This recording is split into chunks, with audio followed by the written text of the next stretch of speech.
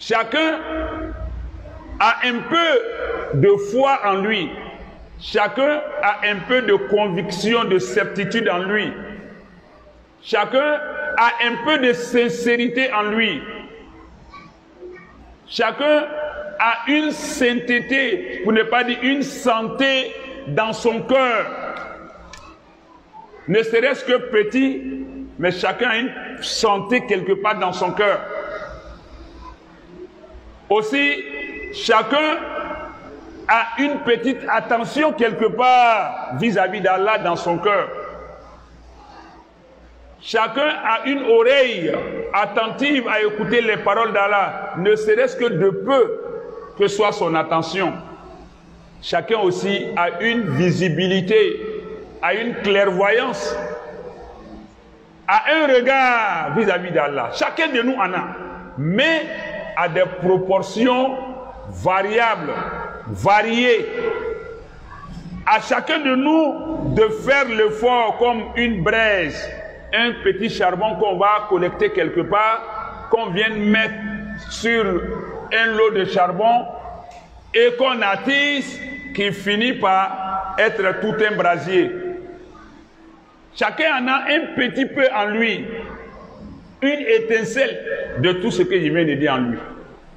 Mais c'est avec beaucoup d'efforts qu'il nous reviendra maintenant de développer cela.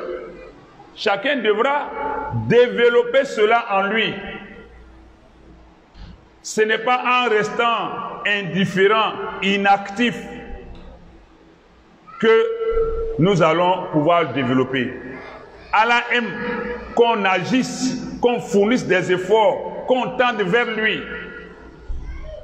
Personne n'a été refoulé ni abandonné par Allah. Allah nous a tous pris en compte. Nous sommes tous pris en compte. Donc que personne ne s'exclue lui-même.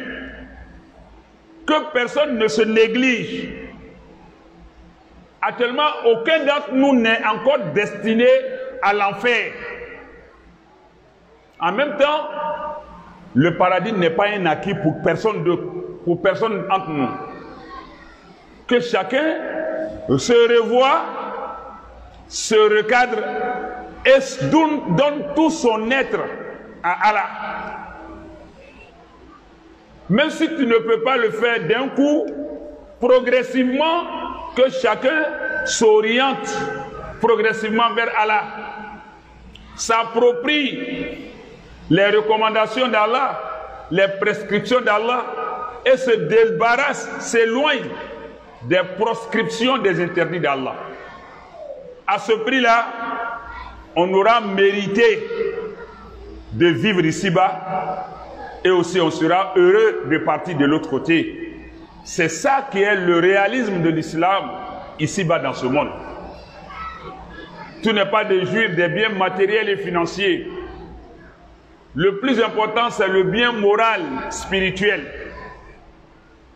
Et aujourd'hui, il est plus facile de se consacrer à ce que Allah nous recommande que de se défaire de ce que Allah nous interdit.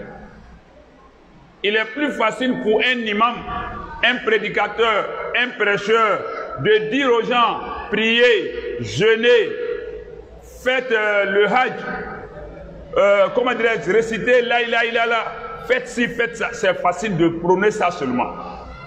Mais il est plus difficile de dire aux gens, ne faites pas ci, ne faites pas ça, arrêtez ci, ça c'est haram, ça c'est haram. C'est là qu'on va essuyer tous les coups. Parce que l'homme est sujet, l'homme est assujetti, l'homme est vassal, tributaire de ses passions, est l'esclave de ses passions. Donc lui dire d'abandonner ça pour son propre salut, ça devient une révolte.